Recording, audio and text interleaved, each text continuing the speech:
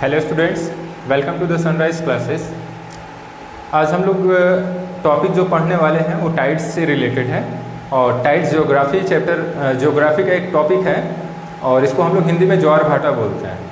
So start करते देखा जाए क्या क्या है इसमें काम की चीज़ें। जानकारी के लिए आप पहले तो ये जानिए कि आपके 11th 12th 9th 10th सभी स्टूडेंट्स के लिए है और इसके अलावा कॉम्पिटिटिव बैच को मेनली जो है फोकस में रख के ये चैप्टर पढ़ाया जा रहा है।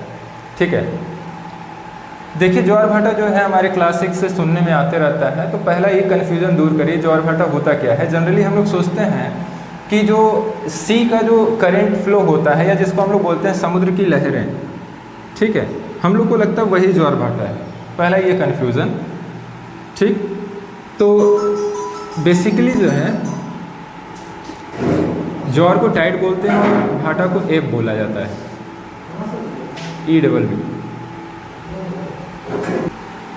अब ध्यान दीजिए कि ज्वार क्या है, समुद्र की लहरों का सामान्य से ज़्यादा उठ जाना और आगे की तरफ मूव करना, ये होता है टाइड की डेफिनेशन। सामान्य स्तर से आगे की तरफ और ऊंचा उठ जाना, बोला जाता है कि ऑलमोस्ट 20% ज़्यादा उड़ जाती है। ठीक, उसको ज्वार बोला जाता है और टाइड बोला जाता है। अब क्या है, टाइड आ गया, वो आगे की तरफ बढ़ा, फिर बाद में पीछे भी गया। ठीक, इस तरीके से लहरें चल रही हैं, फ्लो हो रहा है ओशन का। कभी कभी क्या होगा, कभी कभी लहरें गिरने के बाद काफ़ी तेज़ी से पीछे जाती हैं।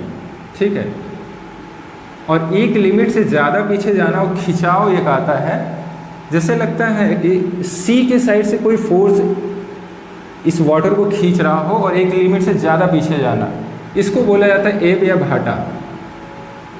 ठीक है, सामान्यतः जो हम लोग समुद्र के किनारे देखते हैं वो ज्वार भाटा नहीं होता, वो उसको लिए जो है उसको सिंपली बोला जाता है कि ओशन वेव्स, समुद्री तरंगे या लहरें बोला जाता है, और ज्वार भाटा अलग चीज़ है। ठीक, अब देखिए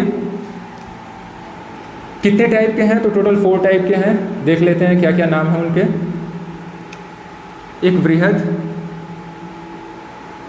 ठीक, ज्वार भाटा, और यहाँ पे भी लघु ज्वार भाटा। थर्ड वन है दैनिक, और फोर्थ है अर्ध दैनिक। जो टर्म्स मैं हिंदी में यूज़ कर रहा हूँ, अगर इंग्लिश मीडियम में कुछ आपको लगे तो आप इसको फाइनली थोड़ा सा ध्यान दोगे तो आपको समझ में आएगा, बहुत ज़्यादा टफ हिंदी है नहीं इसमें की। अब वृहद ज्वार भाटा के बारे में जानिए क्या है। वृहद ज्वार भाटा और लघु ज्वार भाटा, ये दोनों के रीजन जो है एक साथ पढ़ेंगे और इनके होने के कारण एक साथ, और दैनिक और अर्धदैनिक ये दोनों अलग से पढ़ेंगे। पहले फोकस किया गया वृहद ज्वार भाटा होता क्या है, तो सन की कंडीशन यहाँ पे सपोज करिए अर्थ है, इसका रिवॉल्यूशन कर रहा है वेस्ट टू ईस्ट डायरेक्शन में मून, सॉरी यहाँ पे अर्थ है अपनी। ठीक, अब मून क्या कर रहा है, इसका रिवॉल्यूशन अर्थ के अराउंड हो रहा है और अर्थ जो है सन के अराउंड। मून जब रिवॉल्यूशन करते हुए कभी ना कभी जस्ट ये तीनों एक सीधी लाइन में आ जाएं। अब देखिए मून जब इस लाइन में होता है, मून चाहे यहाँ हो चाहे यहाँ हो, जब भी एक सीधी लाइन में ये सब होंगे तो उसको बोला जाता है सिजिगी। ये वर्ड है वेरी इंपॉर्टेंट। बोला जाता है, सिजिगी की परिभाषा या डेफिनेशन ये है कि जब सूर्य, चंद्रमा और पृथ्वी एक लाइन में आ जाए, ये डजंट मैटर कि मून यहाँ पे रहे चाहे यहाँ पे रहे, बस ये तीनों एक सीधी रेखा में होने चाहिए। अब ध्यान दीजिए, सिजिगी में 2 कंडीशन आती हैं। सिजिगी स्थिति होगी तो हो सकता है चंद्रमा यदि बीच में आ जाए तो उस समय क्या होगा, सूर्य जो है हमें दिखना बंद हो जाएगा। ठीक है, उसी को बोला जाता है सूर्य ग्रहण।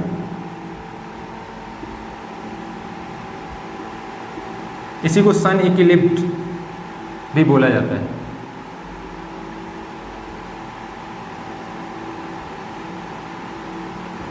ठीक। और चंद्र ग्रहण कब होता है? ये जब चंद्रमा इधर हो जाए। तो ऐसी स्थिति में क्या होगा, सन की जो रेज हैं वो वहाँ तक पहुँच नहीं पाएंगे, वो अर्थ उससे ढक जाएगा और वो चंद्रमा हमें दिखेगा नहीं। तो इस तरीके से चंद्र ग्रहण लगता है। ठीक है। चंद्र ग्रहण हमेशा पूर्णिमा के दिन पड़ता है और सूर्य ग्रहण हमेशा अमावस्या के दिन पड़ता है। रीज़न क्या है? पूर्णिमा के ही टाइम जो है सन की रेस पूरी तरीके से पड़ने की पॉसिबिलिटीज़ होती हैं, लेकिन अर्थ और ऐसा एंगल फॉर्म हो जाता है कि रेस पहुंच नहीं पाती। तो आपको ये पता होना चाहिए चंद्र ग्रहण जो है पूर्णिमा के दिन, बाकी सूर्य ग्रहण अमावस्या के दिन लगता है। ठीक है। और सीजी की वर्ड ध्यान रखिएगा। अब यदि बात करेंगे कि कौन कौन से फोर्स होते हैं, तो 3 टाइप के फोर्सेस हैं। 3 फोर्सेस होते हैं ज्वार और भाटा के। पहला, अपने पृथ्वी का अपकेंद्रीय बल, जिसको सेंट्रीफ्यूगल फोर्स भी बोलते हैं। ध्यान से देखिएगा, काफ़ी चीज़ें इंपॉर्टेंट हैं, इसको भी एक्सप्लेन करेंगे। दूसरा क्या है, मून या चंद्रमा द्वारा जो फोर्स लगाया जाता है। ठीक है, ये पृथ्वी पे फोर्स लगाता है। उसके बाद एक सन का तो फोर्स लगता ही है। ठीक है। पृथ्वी का अपकेंद्रीय के बारे में अब जानिए क्या है। अपकेंद्रीय या सेंट्रीफ्यूगल वो फोर्स होता है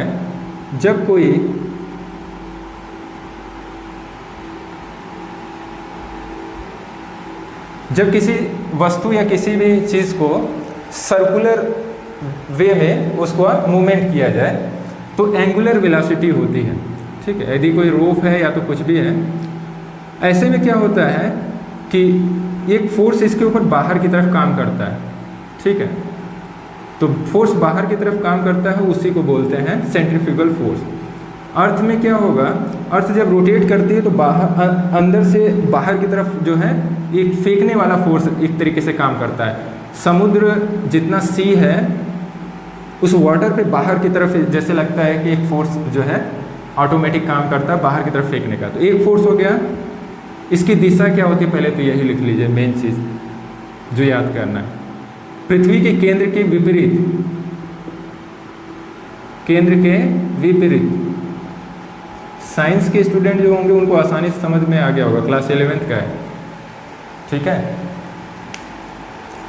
अब देखिए अगला चीज़, चंद्रमा का जो है ग्रेविटेशनल फोर्स जो है, कभी कभी क्वेश्चन पूछा जाता है सूर्य से ज़्यादा है कि कम है, तो आपको कॉमन सेंस लगाना है। चंद्रमा जब पास में है तो जाहिर सी बात है इसका फोर्स ज़्यादा लगेगा, सूर्य ज़्यादा दूर है और उसका फोर्स कम लगेगा। ठीक है। फोर्स का डेफिनेशन अगर आपको भूल गए हो तो m1 m2 अपॉन r² होता है। ठीक है। ये है फोर्स का डेफिनेशन। तो चंद्रमा का जो फोर्स है ये 2 गुना होता है। ये इंटरेस्टिंग चीज़ आपको पता चली सन के रेस्पेक्ट में। ठीक, ये हो गया आपको कुछ चीज़ें जो पता होनी चाहिए। बृहद ज्वार भाटा में और लघु ज्वार भाटा में। बृहद ज्वार भाटा में आप लिखेंगे कि सीजीगी की स्थिति सूर्य, चंद्रमा और पृथ्वी एक लाइन में आ जाए। लघु ज्वार भाटा में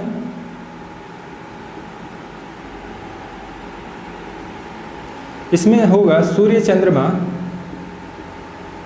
और पृथ्वी जब समकोण में हों। अब ये क्या है, ये तो होगा बेसिक डेफिनेशन लघु ज्वार भाटा के लिए। अब इसमें समकोण में होता क्या है कि मून यदि रिवॉल्यूशन कर रहा है कहीं ना कहीं, तो एक ऐसी स्थिति आएगी कि मून ऊपर होगा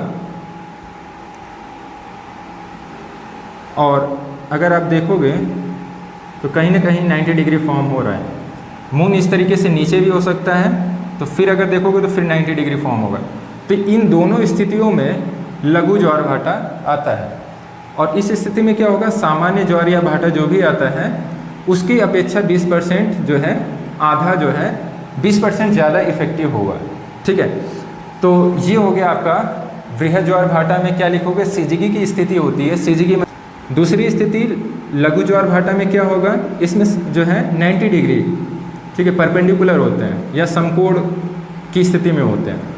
तो ये दोनों टॉपिक आपका कवर हो गया। ठीक है, आपको कॉन्सेप्ट अगर समझना है तो बस इतना जानिएगा, ये फोर्स जो लगाते हैं उसी का परिणाम होता है वृहद और लघु। वृहद कब आएगा, लास्ट बार इसको देख लीजिए, सपोज करिए मून यहाँ पे है और सन तो यहाँ है ही, और एक पृथ्वी की तरफ से फोर्स लग रहा है इसके वाटर पे बाहर की तरफ, ठीक, और एक मून एक एक्स्ट्रा फोर्स और लगा रहा है, यहाँ F1 है, मून एक और फोर्स लगा रहा है F2, और सन का एक फोर्स लग रहा है F3। फाइनली क्या होगा, एक ऐसा फोर्स जो है बहुत ज़्यादा लगेगा इस पर, और मून यदि यहाँ रहता तो एक फोर्स यहाँ लगता F2, और यहाँ पे 2 फोर्स लग रहा है, लेकिन फाइनली कंडीशन वही रहती है कि ओवरऑल एक फोर्स एक्स्ट्रा लगता ही है। ठीक है, सामान्य स्थिति से। तो इन दोनों स्थितियों में वृहद ज्वार भाटा आता है।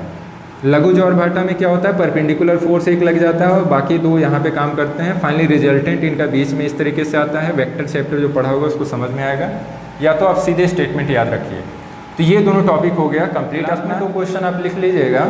क्वेश्चन आता है कि वृहद ज्वार भाटा कब आता है।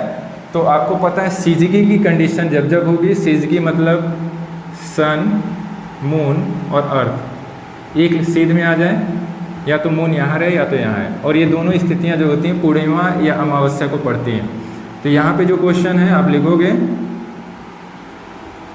वृहद ज्वार भाटा कब आता है, पूर्णिमा या अमावस्या को आता है, या सिजगी आप लिखोगे सीधे।